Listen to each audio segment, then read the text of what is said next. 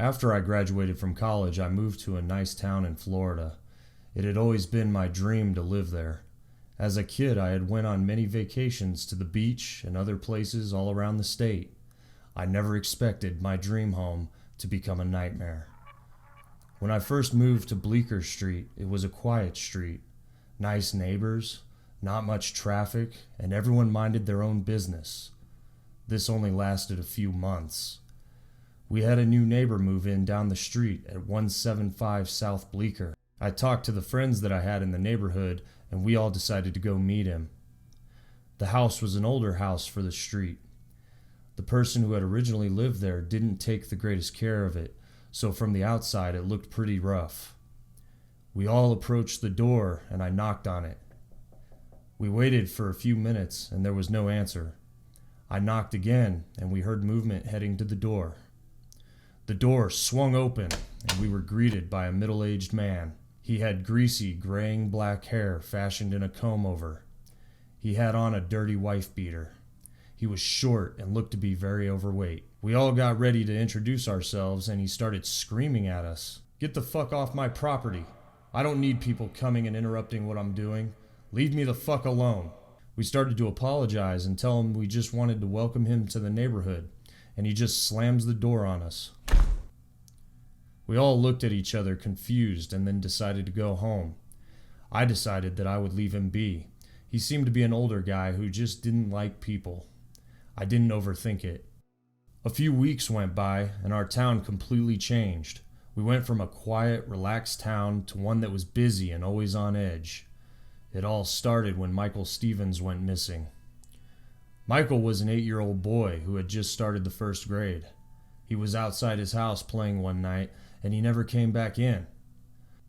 No one had any clue about what had happened, and the police couldn't find any clues. But that was just the start.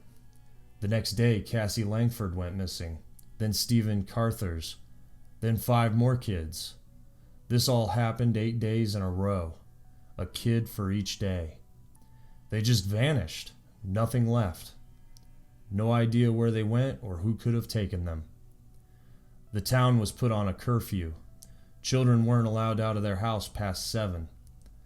They had to be taken directly to school and directly home. Buses were shut down, no kids walked anymore, and police were posted all around town. Even with all this diligence, no one had any idea where the 8 kids had gone. We all hoped that they would show up, but as the days went on, it seemed more and more unlikely that they would ever see them alive again. The police decided to go from house to house, interviewing everyone to see who could have taken the kids. No leads were brought up from the investigation.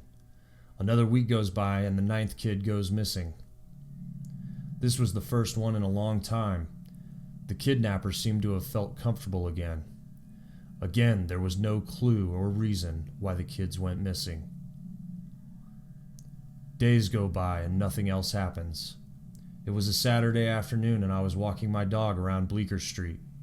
My dog is a hunting dog I had used to hunt before I came to Florida, so now my dog is just there for company. Halfway through the walk, my dog stopped and started to sniff like crazy. He started barking and ripped away from me. I chased after it and I followed till I reached a fence down the street. There was a hole big enough for it to crawl through, but I wasn't going to try to go through it. I realized that the house number was 175. I got a little nervous because I didn't want to anger the owner again, but I wanted my dog. I knocked on the door and he answered it quickly this time. "What the fuck do you want?" I told him that my dog ran away and went under his fence. He told me to follow him around the fence to get my dog. We go around and I see my dog scratching on the door of a shed in the backyard. I walk to him and grab his leash. I took a breath in and I smelled the worst smell ever. I instantly knew what it was. I panicked and thanked him for helping me get my dog, and I took off. I got down the block and I ran to my friend's house to tell them what I'd smelled. He called the police and we saw them speed down the road past the house to 175 South Bleeker Street. We heard gunshots in the distance.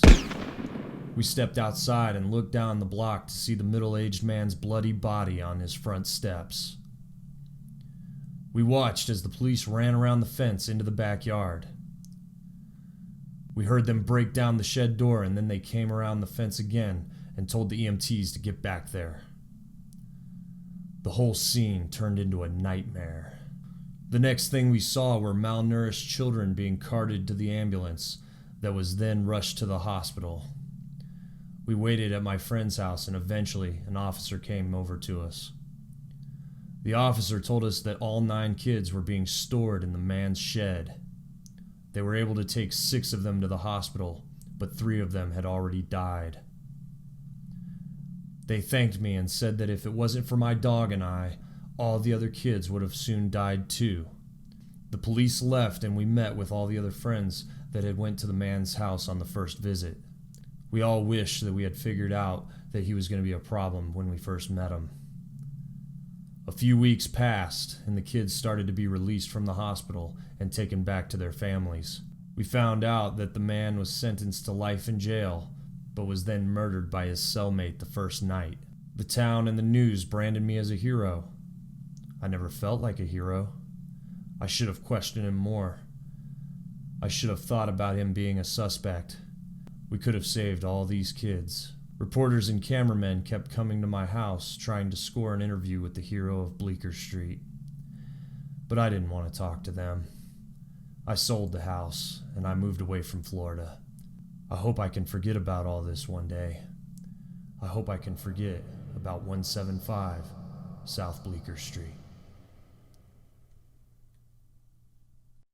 Hey guys, Yeagerbom here for the Yeagerlore channel. Appreciate you guys watching. If you followed me over here from the Yeagerbom channel, I know it's not something that I usually do, but I wanted to try something different, and I did this channel for my wife. So, happy wife, happy life. If people enjoy this sort of content, I will definitely continue to make it.